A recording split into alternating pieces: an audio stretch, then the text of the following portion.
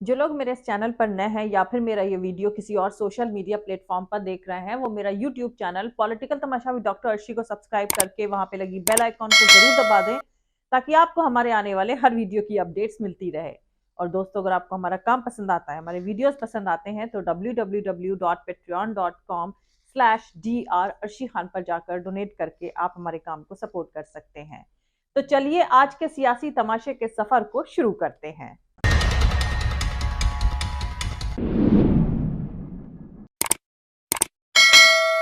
गाय की हिफाजत के नाम पर पुलिस के पैरेलल या बरक्स गुंडों की फौज खड़ी करना ऐसा है जैसे मुल्क के कॉन्स्टिट्यूशन पर बुलडोजर चलाना। दरअसल हकीकत यह है कि इस पूरे सियासी तमाशे का इरादा ही डेमोक्रेसी के खिलाफ है। सोचिए, साहिब को सत्ता में आए तकरीबन 9 साल हो गए, लेकिन गौ हत्या को लेकर पूरे मुल्क में एक भी कानून नहीं बना, क्योंकि उन्हें हिंदुओं के फेथ यानी आस्था से नहीं बल्कि अपने वोट से मतलब है। वो मजहब, गाय और कल्चर के नाम पर वोटों को हथियाने वाले कारोबारी हैं। दोस्तों, नागालैंड में बीजेपी का प्रेसिडेंट डंके की चोट पर कह रहा है कि वो गाय का गोश्त खाता है। दरअसल वहां ऐसा बयान देने से वोट मिलता है, और इधर हिंदी पट्टी में गाय के नाम पर इनके लोग मुसलमानों को जिंदा जला रहे हैं, क्योंकि यहां इस तरह का हीनियस क्राइम करके वोट मिलता है। कुल मिलाकर गाय बीजेपी को सिर्फ वोट देती है। दोस्तों, नासिर जुनैद के कातिलों को गिरफ्तार करने के लिए 2 स्टेट्स की पुलिस लगी हुई है, लेकिन अभी तक हरियाणा पुलिस और राजस्थान पुलिस दोनों के हाथ खाली हैं। और सियासी तमाशा यह है कि इन गुनहगारों की गिरफ्तारी में हो रही देरी का इस्तेमाल उनके सपोर्ट में माहौल बनाने में मददगार साबित हो रहा है। वहीं दूसरी तरफ जुनैद और नासिर की बेरहमी से पीट पीट कर हत्या और लाश को गाड़ी समेत जलाने के मामले में सो कॉल्ड सेक्युलर पार्टी के बड़े बड़े नेताओं में से किसी ने भी अभी तक मुंह नहीं खोला है। कांग्रेस समेत तमाम पार्टियों के नेता अभी भी इस वारदात पर चुप्पी साधे हुए हैं। इन सब की चुप्पी पर अब सवाल भी खड़े होने लगे हैं, और कुछ जानकार इस चुप्पी को हत्यारों के लिए टैक्टिक कंसेंट मतलब साइलेंट सपोर्ट भी बता रहे हैं। दोस्तों, कुछ वक्त पहले इसी राजस्थान की जमीन पर कन्हैया लाल की गला काटकर हत्या कर दी गई थी, जिस पर राहुल गांधी, अखिलेश यादव, मायावती, ममता बनर्जी, अरविंद केजरीवाल समेत तमाम नेताओं ने अपना दुख और दर्द जाहिर किया और वारदात को क्रिटिसाइज करते हुए आरोपियों के खिलाफ सख्त से सख्त कार्रवाई करने की मांग भी करी थी। लेकिन जुनैद और नासिर की बेरहमी से जलाकर करी गई हत्या के मामले में ये सारे नेता अभी तक चुप हैं। साथ ही इनके सोशल मीडिया अकाउंट्स पर भी इस वारदात की चर्चा भी नहीं करी गई है। खुद को सेक्युलर पार्टी के नेता कहने वाले नेताओं की चुप्पी पर भी सब तरफ सन्नाटा है। अब सवाल यह है कि मुसलमानों का वोट हासिल करने और खुद को सेक्युलर बताने वाले इन 4 नेताओं की नजर में जुनैद और नासिर को जिंदा गाड़ी में जला दिया जाना जैसा क्राइम उनके लिए किसी कैटेगरी में आता है या नहीं। दोस्तों, कन्हैया लाल मर्डर की वारदात जितनी कंडेमेबल थी, जुनैद और नासिर को जिंदा जलाकर मार देने की वारदात उससे कहीं ज्यादा कंडेमेबल और ह्यूमैनिटी पर धब्बा है। लेकिन राहुल गांधी, अखिलेश यादव, तेजस्वी यादव और ममता बनर्जी जैसे ऑपोजिशन पार्टीज के नेताओं ने उसको क्रिटिसाइज अभी तक नहीं किया। आप सब जानते ही हैं कि इस सियासी तमाशे को क्या नाम दिया जाता है मौजूदा नए भारत में। दरअसल इन नेताओं को लगता है कि वो मुसलमानों के लिए अगर इंसाफ मांगेंगे या वहां जाएंगे तो उनके हिंदू वोट कट जाएंगे। खैर, उस वक्त राजस्थान के उदयपुर में कन्हैया लाल की हत्या के खिलाफ छोटे बड़े तमाम मुस्लिम ऑर्गेनाइजेशंस ने न सिर्फ उस वारदात को शार्पली क्रिटिसाइज किया था, बल्कि गुनहगारों को सख्त सजा देने की मांग भी करी थी। अब इधर देख लीजिए, नासिर जुनैद की हत्या को किसी हिंदुत्ववादी ऑर्गेनाइजेशन की तरफ से क्रिटिसाइज करने की बात तो दूर, उल्टे उनके कातिलों के सपोर्ट में जुलूस निकाला जा रहा है। जबकि कुछ दिनों पहले की ही बात है जब 5-6 मुसलमान इंटेलेक्चुअल्स आरएसएस के बड़े नेताओं से मिलकर आए थे। बताया गया था कि उस खुफिया मीटिंग में आपसी भाईचारे पर बात हुई थी।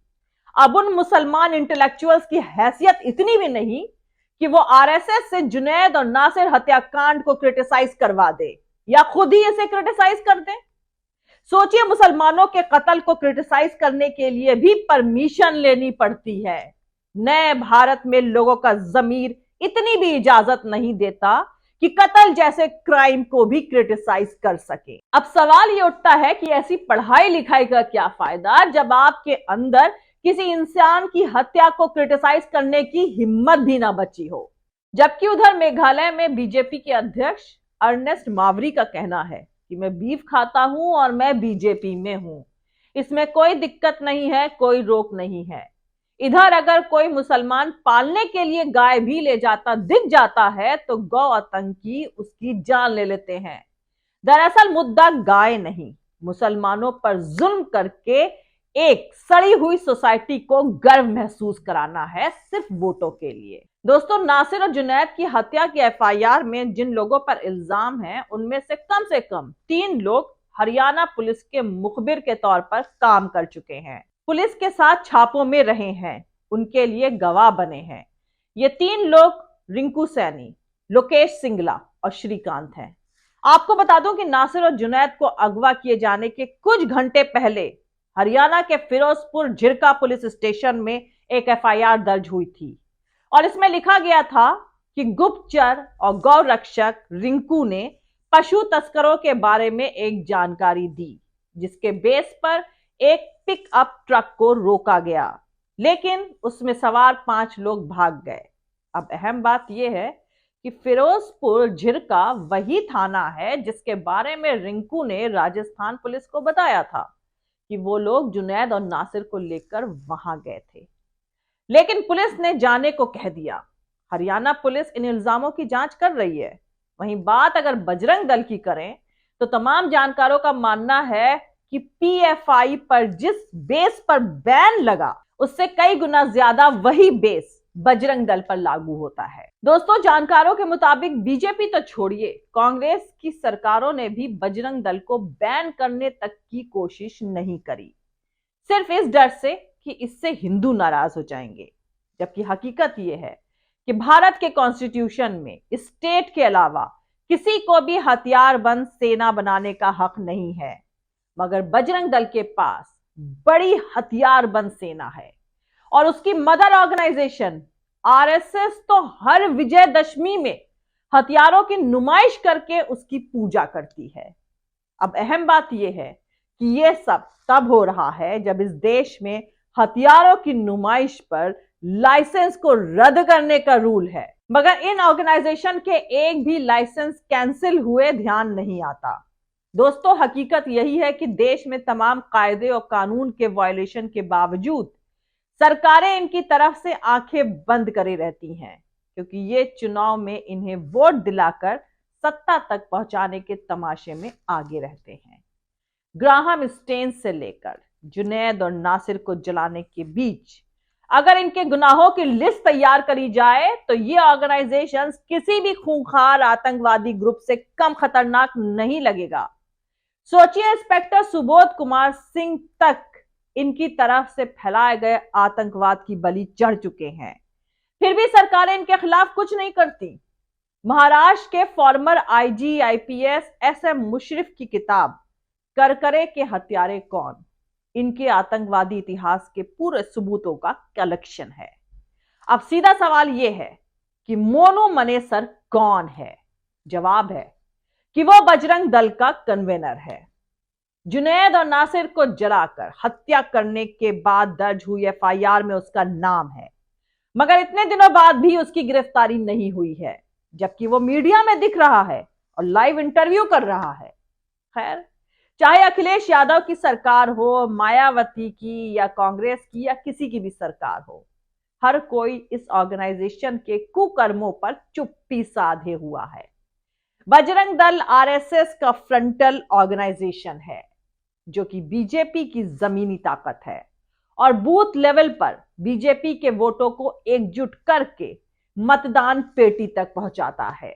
ये लोग जुनैद और नासिर को मारकर अपनी सोसाइटी को गर्व महसूस कराते हैं और फिर बीजेपी इन्हें टिकट देकर पार्षद, विधायक, सांसद और मंत्री बनाती है। इनको कानूनी मदद दिलाती है। बीजेपी के मंत्री इन्हें फूलों की माला पहनाते हैं और फिर सत्ता की ताकत से इन कातिलों को बाइज्जत बरी कर दिया जाता है। आरएसएस और बीजेपी का पूरा सियासी तमाशा ही यही है। और फिर बीजेपी या आरएसएस का कोई एक शख्स प्यार मोहब्बत की बात करके इन कातिलों के करतूतों पर पर्दा डाल देता है। अगर आप भी ऐसी ही सोसाइटी चाहते हैं जहां आपका बेटा किसी दिन घर से बाहर जाए और उसे जिंदा जला दिया जाए, तो समझ लें कि आज ये किसी मुसलमान के साथ हो रहा है तो कल ये आपके साथ होना तय है। पहले मियां भाई के घर पर बुलडोजर चल रहा था, अब वही बुलडोजर कानपुर के पंडित जी के यहां भी पहुंचा और 2 महिलाएं जिंदा जल गईं। वो एक खून की प्यासी सोसाइटी बना रहे हैं जहां किसी शख्स को जिंदा जला देना नॉर्मल सी बात है।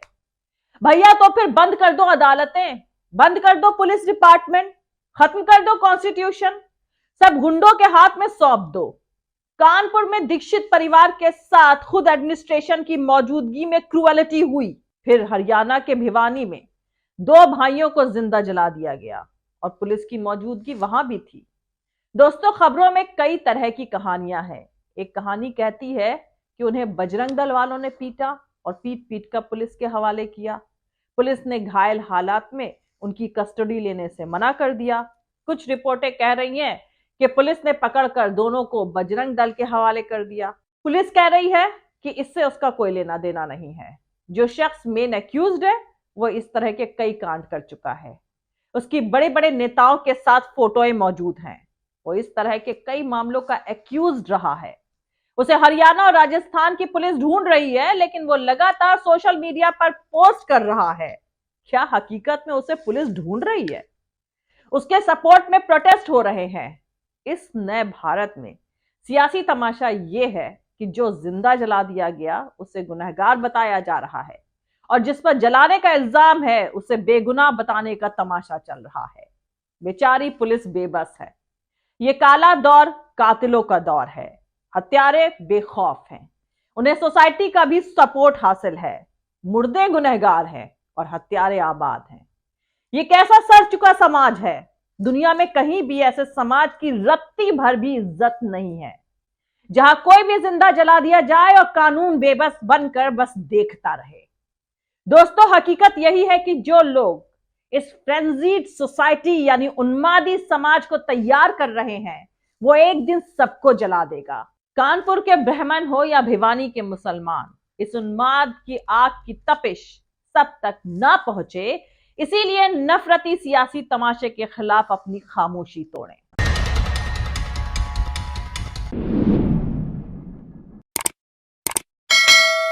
मिलते हैं अगले वीडियो में किसी दूसरे नए सियासी तमाशे के साथ। जय हिंद, सत्यमेव जयते, अल्लाह हाफिज। दोस्तों, हमारा पूरा वीडियो और दूसरे और वीडियोस देखने के लिए हमारा YouTube channel political Tamasha with doctor Arshi को सब्सक्राइब करके वहां पे लगी बेल आइकॉन को जरूर दबा दें ताकि आपको हमारे आने वाले हर वीडियो की अपडेट्स मिलती रहे। और दोस्तों, अगर आपको हमारा काम पसंद आता है, हमारे वीडियोस पसंद आते हैं, तो www.patreon.com/dr अर्शी खान पर जाकर डोनेट करके आप हमारे काम को सपोर्ट कर सकते हैं। दोस्तों, अगर आपको हमारा वीडियो पसंद आता है तो लाइक और शेयर करना हरगिज नहीं भूलें।